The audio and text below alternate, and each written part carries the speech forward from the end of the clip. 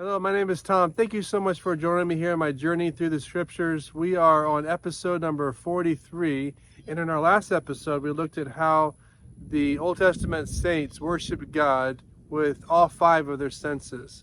In this episode, we're going to look at 7 Hebrew words that describe worship to God. This is the words that the Old Testament saints used to describe how they wanted to worship the Lord. So, why are we doing this? Because it's interesting how things get lost in translation. You know what I mean. You might think of an old recipe that someone gave you, maybe your grandmother or something like that, and there's certain ways they did things, or maybe it's an older gentleman, a grandfather, or an uncle that showed you how to do a certain thing, and you don't even know why they do it this way or why they add this in this recipe. You just know that's what they did, and so you do that. Well, that's called getting lost in the translation, and it's good to know why they did certain things. Well, here it is in the scriptures that we use certain words like praise and worship, but what does that really mean, and what do the original words mean back when they said it? And so we're going to look back at that original context of those words and what that can mean for us today. So stay tuned. Hope you'll enjoy this.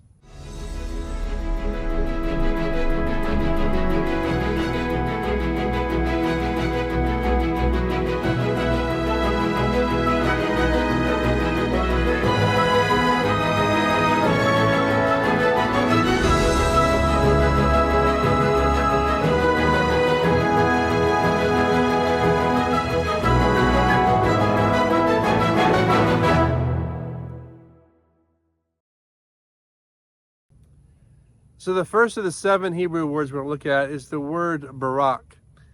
And each time we look at these 7 words, we're going to look at different scriptures that actually use these words to understand the context of them.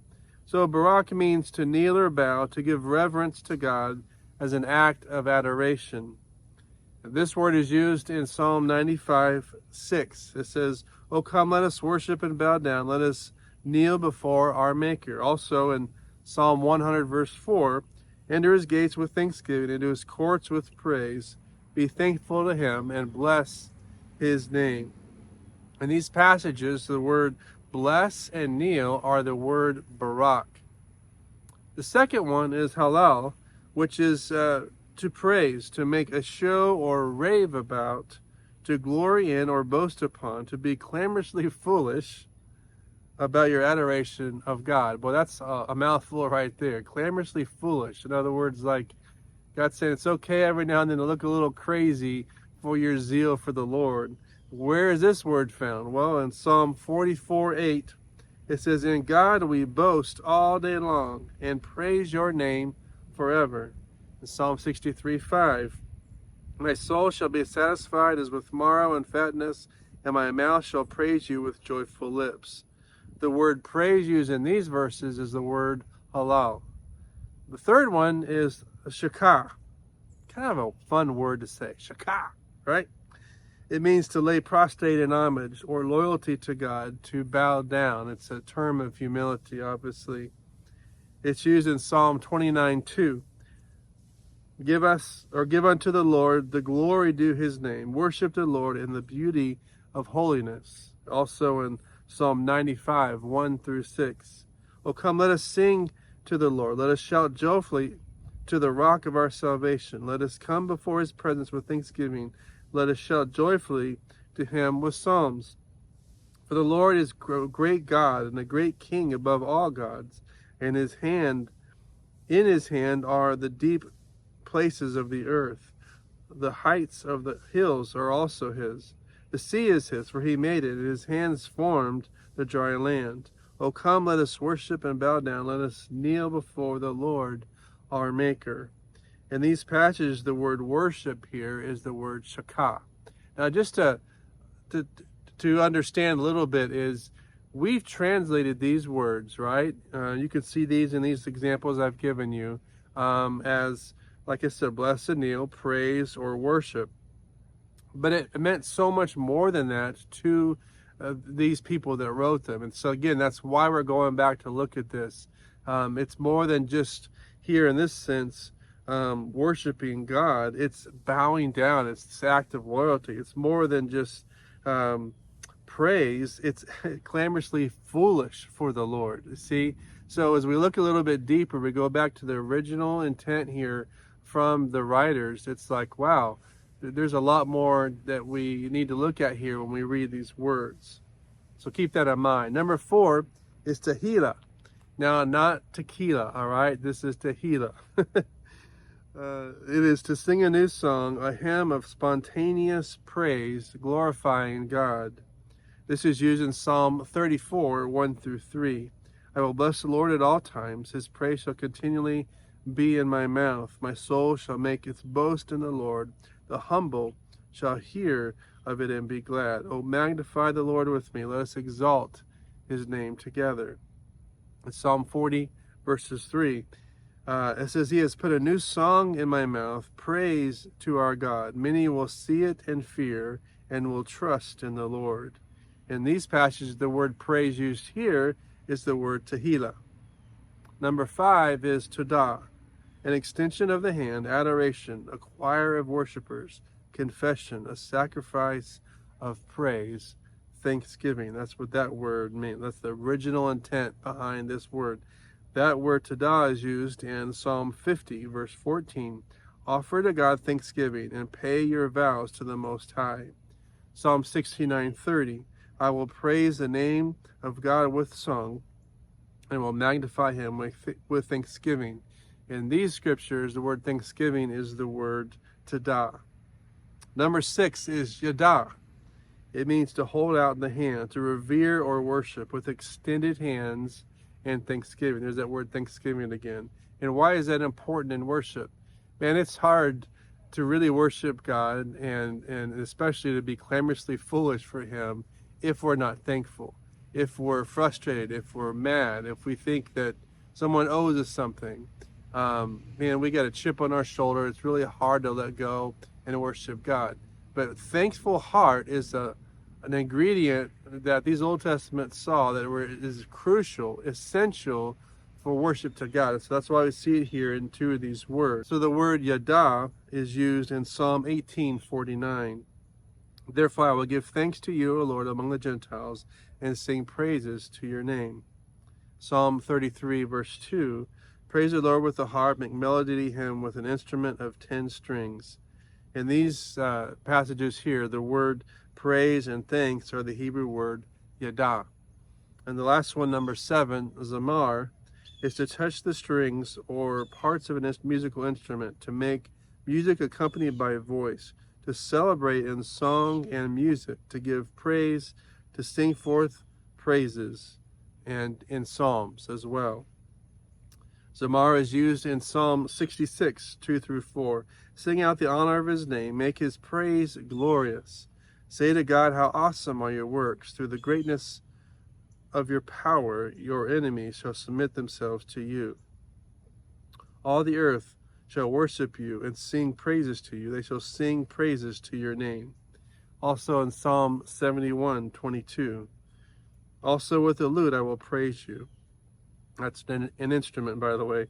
And your faithfulness, O my God, to you I will sing with the harp, O Holy One of Israel. In these passages, the word sing is the word zamar.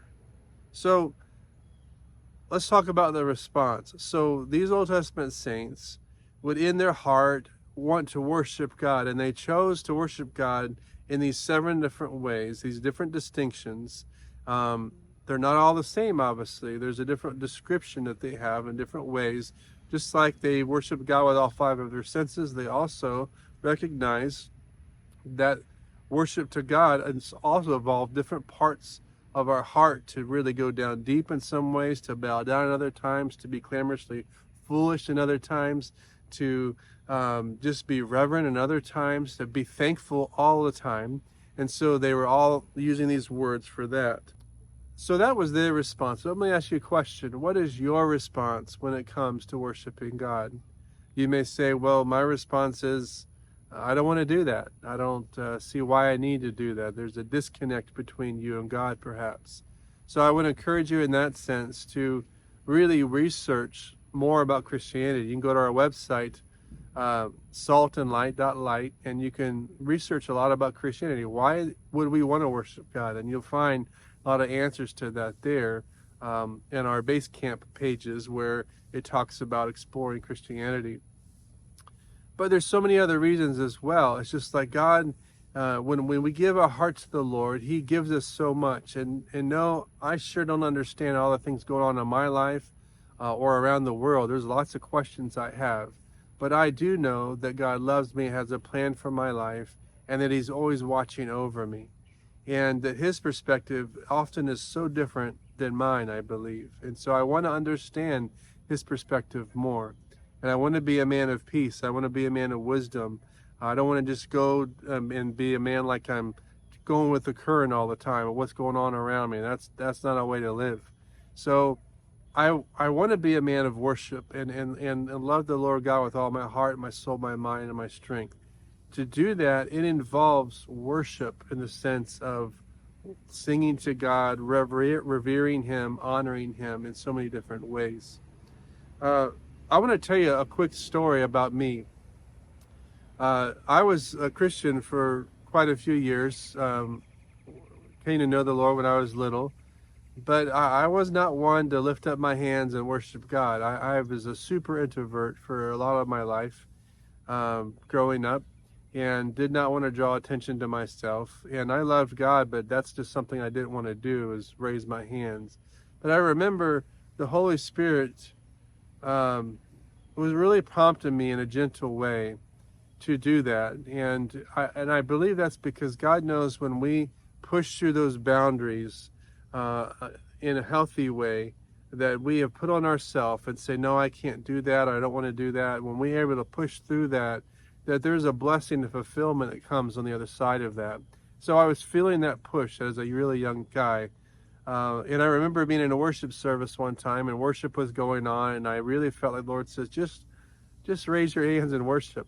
By the way, that is a commandment in Scripture, lift up your holy hands in the sanctuary. And so it's something that God asks us to do, not so much for Him, but I think more for us is a way to honor Him. There's something about honor that's missing in our society today. Honoring God is what we do when we worship Him, and we say, Lord, I surrender. I honor You as supreme in all the world, and You're my Lord and my Savior. And so I was feeling the weight of worshiping the Lord by raising my hands in that service. And so I said, I'm going to do it, and so I put my hand up just a little bit, and I looked around to see, was anyone watching me? Did the earth stop? What was happening? And to my surprise, nothing. No one was like pointing at me or looking at me. So I'm like, well, I'll do a little bit more. I went up a little bit higher, and over the course of several minutes, I was able to just lift my hand and worship God. And I remember that freedom of that, like, wow, I did it. And much to my surprise, people weren't coming to me saying, yay, that's awesome. No one was watching me like crazy. It was the Lord being with me in that moment, and me feeling the love of my Father as I worshiped Him. It was a very special thing, as I've been doing it ever since, and encouraging other people to do it. And it's something that is a release as we worship the Lord. And so I want to encourage you here as I close to say that if you're away from God, I know this sounds very strange to do all these things, but God has a plan and purpose for your life. And we have to come to a point where we say, Lord, I humble myself, I repent of my sins, and I want to make You my Lord and my Savior. And as we do that, in fact, that's something we have to keep doing all the time, is putting Him in that place of who He is, the King of Kings and the Lord of Lords. As we go on with our faith, we worship Him, we raise our hand, we thank Him, and we surrender to Him. And that's what raising the hands is all about. So I want to encourage you today, find that opportunity to embrace the Lord in this way. Find a way, your own way, to worship the Lord.